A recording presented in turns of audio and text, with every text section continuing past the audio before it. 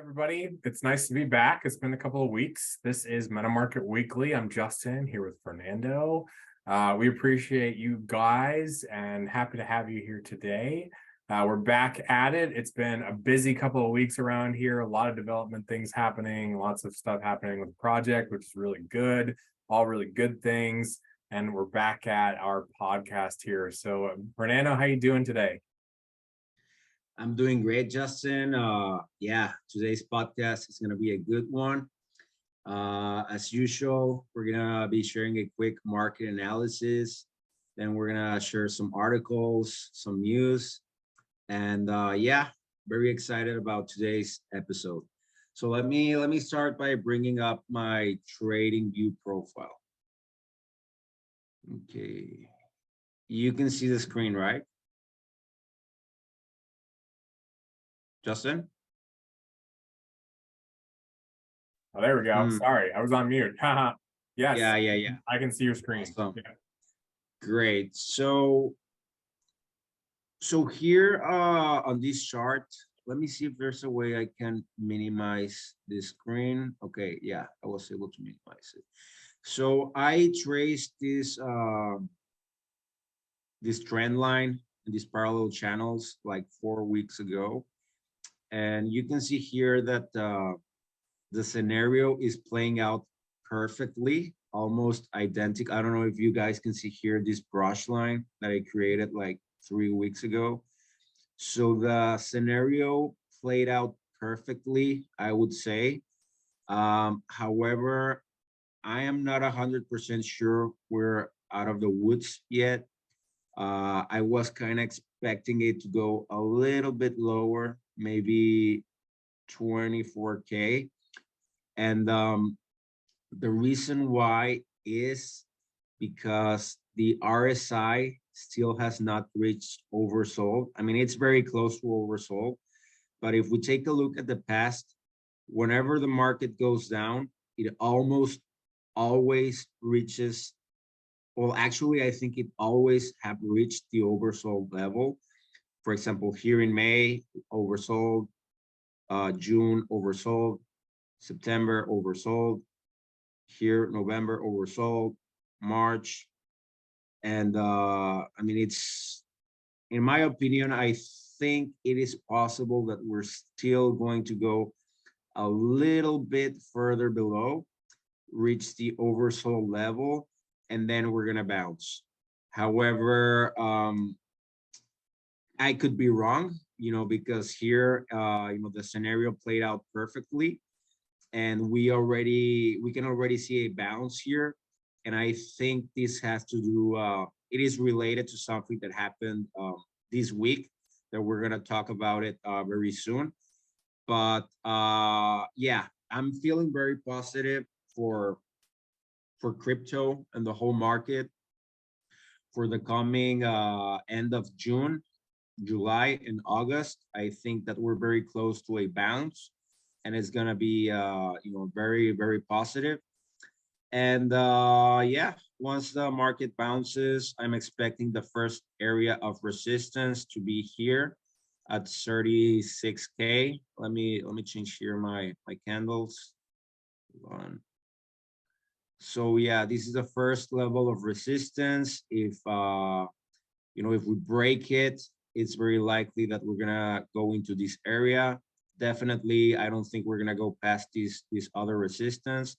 However, if we break it, it's gonna be great because we're gonna be in this zone. And if not, then we're most likely gonna be hanging around here until we break this resistance.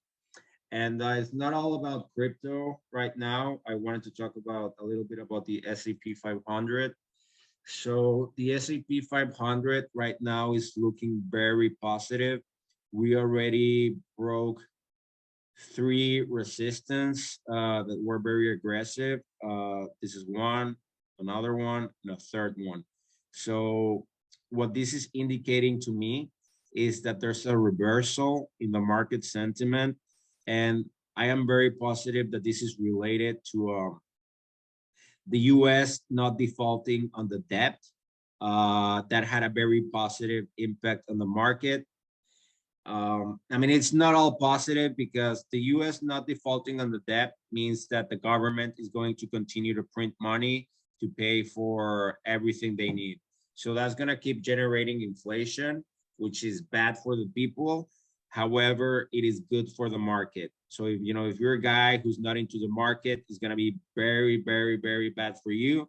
However, if you're a guy who's into the market, it's gonna be bad if you hold onto your money, but it's gonna be good if you buy assets such as I don't know, Bitcoin or Apple stock or whatever you got your eyes into. So the next major resistance is at this level at 4,600, and I think we're gonna break it very soon. I think we're gonna get past this area. I don't know, maybe in July or August. I guess we'll find out. But the market is looking very positive. There's a lot of things to look forward to. Let me just take a sip of water. Awesome. So yeah, there's a lot of positive things to look forward to, and that brings me to my first article that I wanted to share with you guys, which is BlackRock files a spot Bitcoin ETF. So for those of you who are not aware, BlackRock is the biggest asset manager in the world. They manage around $9 trillion worth of assets, and they have now filed for a Bitcoin ETF. So this is very positive because we live in a capitalist society, and at the end of the day, the government is not the one who makes who calls the shots. Is the people, the private sector of people that control the world, and this company is that company. This company is the private people of the world that decides what goes and what doesn't go. So I mean, they pretty much just filed for a spot Bitcoin ETF. So pretty much they're gonna go with the SEC and with the government. They're gonna be like, hey, it's time to approve a Bitcoin ETF. So finally, I think that the Bitcoin ETF is gonna be approved in the USA. And hold on, give me a second. Sorry about that. And yeah, so I mean, I don't know exactly how to feel about this. I know this is going to be Me neither. great for the price of Bitcoin is going to be great, but I know for sure this is going to decentralize the system. I know that Bitcoin is going to be in the hands of people that are part of the problem. They're part of the same old capitalism where a few people control all the assets. I mean, to be honest, I don't. I'm kind of in the middle, in between this situation. However, if you hold crypto, if you were early to the party and have crypto, this is gonna be positive for you. And if you're a newcomer who has no idea what's going on, this is gonna be very bad for you. But I don't know. We'll see what happens. But I want to share with you guys this tweet that is very ironic. So it says how it started versus how it's going. So in 2017, BlackRock CEO Larry Fink calls Bitcoin an index of money laundering. Mhm. And then like 2 days ago, BlackRock files for a spot Bitcoin ETF with Coinbase as a crypto custodian. So it's very funny. It's like I was telling Justin a while ago. It's like that old quote of I think it was Gandhi who said it, that first they ignore you, then they laugh at you, then they fight you, and then you win. So I kind of feel like we're at that stage of the situation with crypto, that right now they're fighting crypto, and eventually crypto is going to win because it's a better monetary policy and the better technology. I don't Yeah. know, do you have any thoughts, Justin? Yeah, I mean, I'm kind of like you. I think that obviously anytime that the word Bitcoin is said or crypto is said in a positive manner where it brings adoption to more people, I think it's good. I also know that BlackRock is one of the most evil companies on the planet. Yeah.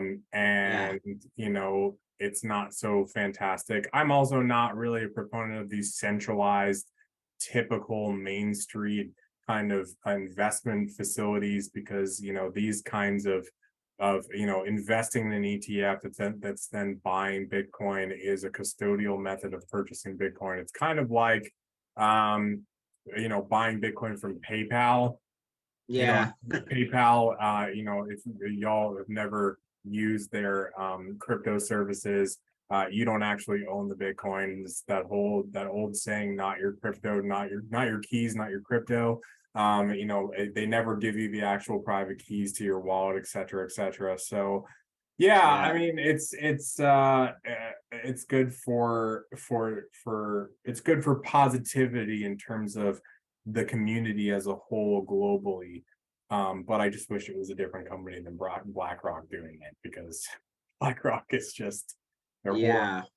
But anyway, yeah, and I think, and of course, you know, absolutely, you know, we're at that stage where they're fighting it big time with everything that they have, you know. But before we got on air, I you know, I sort of was sharing with Fernando that lately I've just been thinking about this analogy of, you know, the kind of wild rabbit dying animal, where they know that they're dying, they know that the writing is on the, Yeah. and they're doing everything they possibly can to lash out at the, you know, the bigger, you know, bear in the room that's starting to take over, and you know, starting to actually you know, do some good and win. And they're just doing everything they can, and just kind of throwing mud at the wall and hoping it sticks. All of these crazy things the SEC and all these other crazy clowns are doing. But yeah, I you know, agree. we know that at the end of the day, Bitcoin and blockchain as a whole, as a community, we're gonna win. So Absolutely. I'm thinking about the quote, if you can't beat them, join them. So I yeah, think that's you know, their strategy right now. They already saw that there's no going back. And I guess the strategy that they're playing now is, well, if there's no going back from this, you know, if Bitcoin's gonna win, we're just gonna buy them all, you know, and we're gonna be in control. So yeah, yeah, it's crazy. It's crazy. But you know, the good thing about this is that by being early into crypto, a lot of the wealth is going to be distributed to new hands. So if you're one of those people that are investing early, and you know, if you make life-changing money, then you can use that as an opportunity to be the change that you want to see in the world. You know, you're going to be given an opportunity to get you know, life-changing money, because that's what's happening right now. Money is changing from hands, and yeah, if you're in the right place while you know the transfer of that wealth is being is taking place, you know, you can get some of that money, and you can have an impact on the world, as opposed to just you know, sitting there and waiting for a miracle to happen. So yeah, man. that's my opinion on it. I think it's not all tears, it's not all bad, but you know, of course, the people that are in control right now, they're not gonna want to let go of the power. However, I wanted to talk about this next article, which the Federal Reserve paused interest rate hikes. So this is very positive in my opinion, because last time, so here I have a chart of all the times that well, not all the times, but from the year 2000 up till today, where you know, the Fed paused their interest rates, and every time that the Fed paused the interest rates, it is followed by a decline. Eventually, I mean, not right away, but a couple of months after, you know, we begin a decline on the interest rates. So we can see these on the year 2000, 2008, 2020. And well, I'm expecting that we're going to see these now. Hopefully, we're just going to stay here for a little bit, like, I don't know, like maybe 4 or 5 more months, and then we'll start going down. I mean, nothing is guaranteed, but you know, however, I think there is a big possibility that the interest rates are going to start to go down. And this is good for the economy because it means that there's going to be money available for borrowing again at low interest rates. So I mean, yeah, it causes inflation, but it brings power back to the people.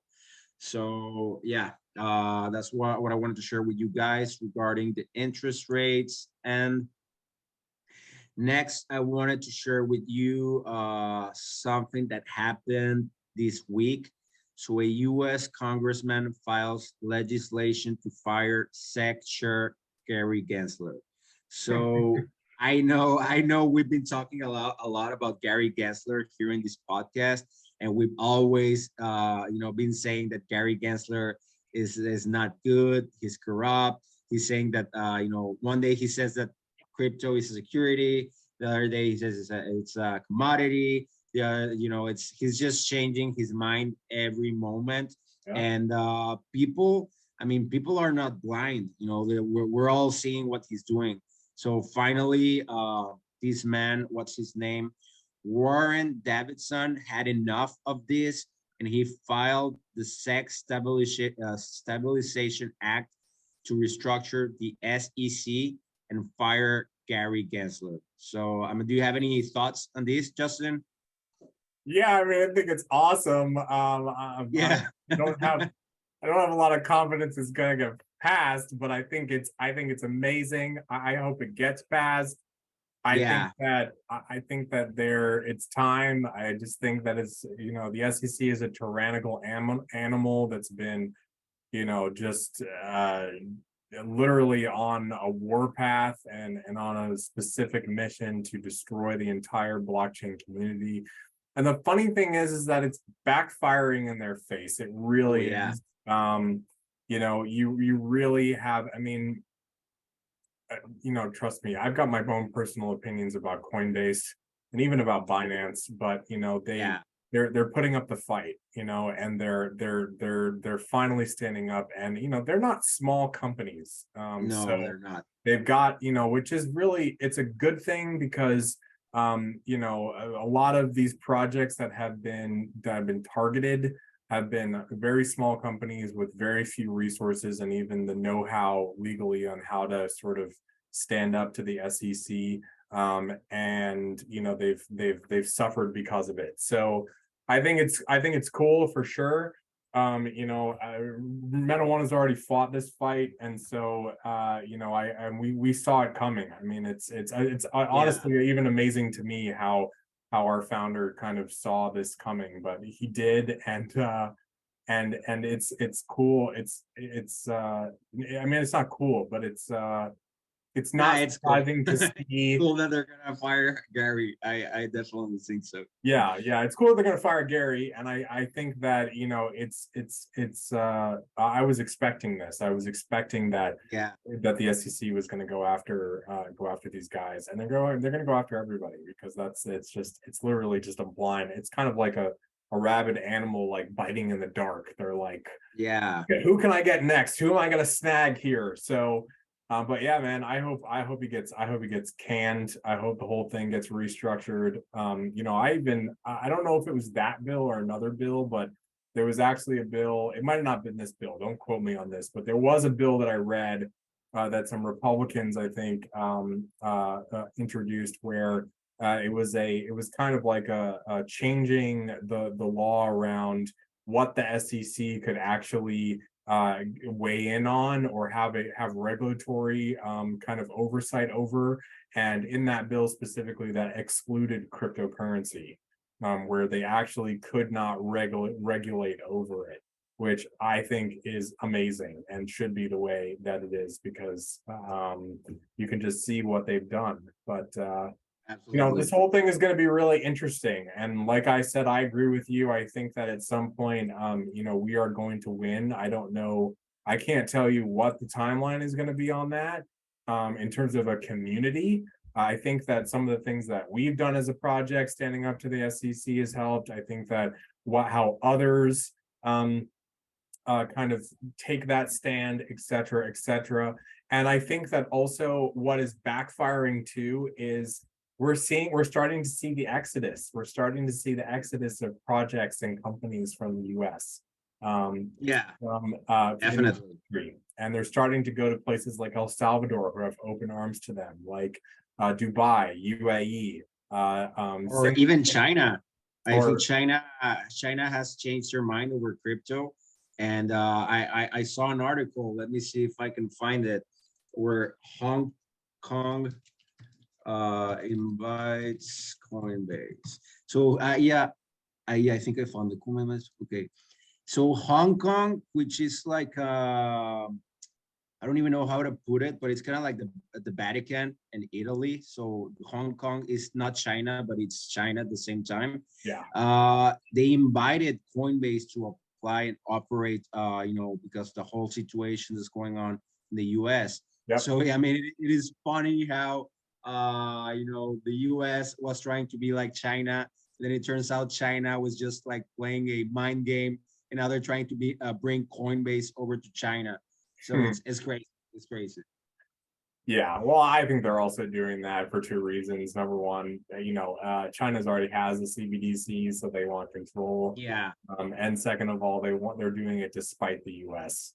Um, absolutely. but hey, I mean, it's but that's what we're going to see. We're just going to see more and more of these companies leave. And yeah, I mean, it's sad in a way for for the US consumer in a way, but in some way I don't really think it is, because we've seen over and over again, blockchain and Bitcoin and crypto, it's unstoppable. I mean, we have Yeah, a situation in China where China had quote unquote officially banned it. And I will tell you that from firsthand knowledge of knowing some people who are Chinese nationals and live there, they use cryptocurrency all the time. So, that's the beautiful thing about this too, is I think that sometimes people um they take these government authorities too seriously, and they really think that when a government authority tries to do some crazy restrictive crap with crypto, that is the end all be all of the crypto industry or the crypto community. I mean, we see those articles all the time, right? Those opinion articles where crypto is dead because this government yeah. is doing this. And the truth is Oh, crypto is unstoppable. It's not, blockchain is not, you can't shut it down. I mean, we've talked about this a million times. You got to shut all the yeah, computers down in the world. I mean, the only way that they could do something like this is turn the entire internet off. And if they do that, then we've got way bigger problems than if blockchain works or it doesn't. absolutely. So, I just, that's what I keep in my mind when I hear about these things. Yes, obviously it makes a financial impact on people.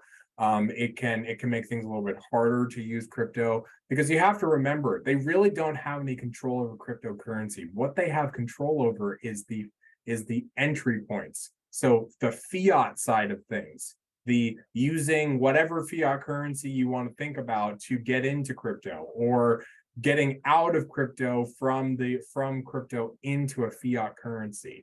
So that's why projects like ours and others are working to build an alternative freedom-based economy where there's enough people in the world taking cryptocurrency where you don't have to exit out of crypto to pay for your daily life.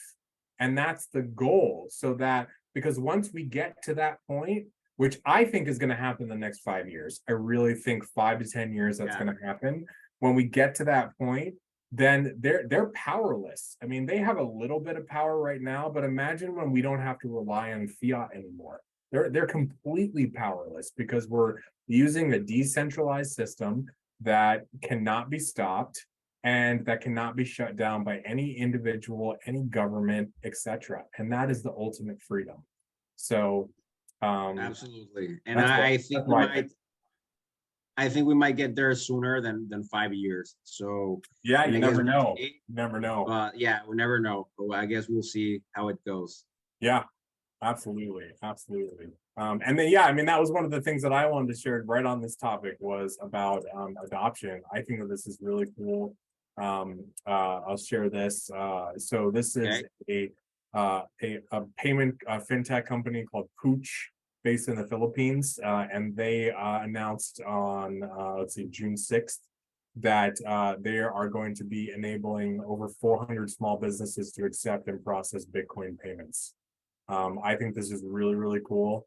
And no, another really cool thing that I heard about from a friend of mine who lives in Asia is actually that there's a lot of these new boutique pop-ups that are happening all over Asia, where you can actually walk into like a convenience store and you can actually hand the convenience store owner cash, and they will transfer you like Bitcoin or another cryptocurrency right back.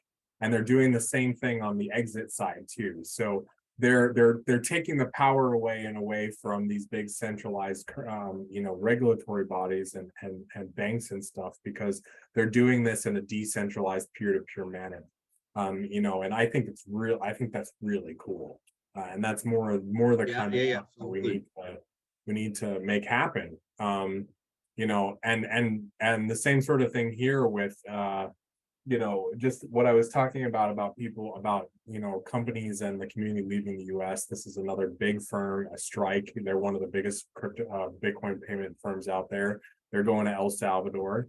I think that's really cool. I think El Salvador is a pretty cool place. I know that you were mentioning, Fernando, you want to take a trip there sometime soon. Yeah, um, yeah. Hopefully, I will take a trip to El Salvador soon and see, what's the whole deal with their Bitcoin city. And yeah, I'll tell all of you guys about it once I go there, and hopefully, I'll be there very soon. Yeah, man, that would be exciting to come back and hear what the experience was. I just think that, this is what we need to do as a community worldwide. We need to go to the places that we are welcomed. I would love to be able to have a conversation with somebody about banking, about doing business, where it's just about, okay, well, let's get you rolling, let's get you set up, let's just I'm here with my arms open, you know what I mean? Instead of having all of this fight, which the fight is necessary, it needs to happen, but at the same time, I think a lot of the rest of the world outside of North America is really ready for accelerant of crypto adoption. And I think we're going to start to see it in places like Africa, in places like Latin America. And it's going to become more prevalent. And it really excites me because those places are the places where I think this technology can help people even more than America. Because Yeah, America, we have a lot of convenience here, we have a lot of ease of payments and all this other stuff. Obviously it's very important for other reasons in America, blockchain technology, like we've talked about before, voting systems and other things to get rid of the rampant corruption that's in the United States. But I think that in places like Africa and Latin America, it really can help people just transact on a regular basis in an easy way and actually build businesses, et cetera, et cetera. I don't know. What do you think about that? no, absolutely, and especially in Africa, because I Yeah. mean, and Latin America, I mean, there's infrastructure, not the best, but we know there's infrastructure. But in Africa, there's a lot of places where there's not even water, there's no electricity, Mhm. and the fact that there's no water, electricity means that there's no bank account. So there's no way of doing business. There's no way to transact. There's no way to develop. And with crypto, the only thing you need is a phone. So if you deliver phones to all these people and you explain how the blockchain works, I'm pretty sure it's going to be very positive. And I mean, it's kind of crazy how banks have been around, I don't know, like for 400 years, 500 years, and they still haven't managed to reach all the people in the world. And Bitcoin is ready. It doesn't matter if you live in Africa or Latin America or Japan or whatever you want to live. The only thing you need is a phone. And you can pretty much get a phone anywhere. You can go online and buy $100 phone.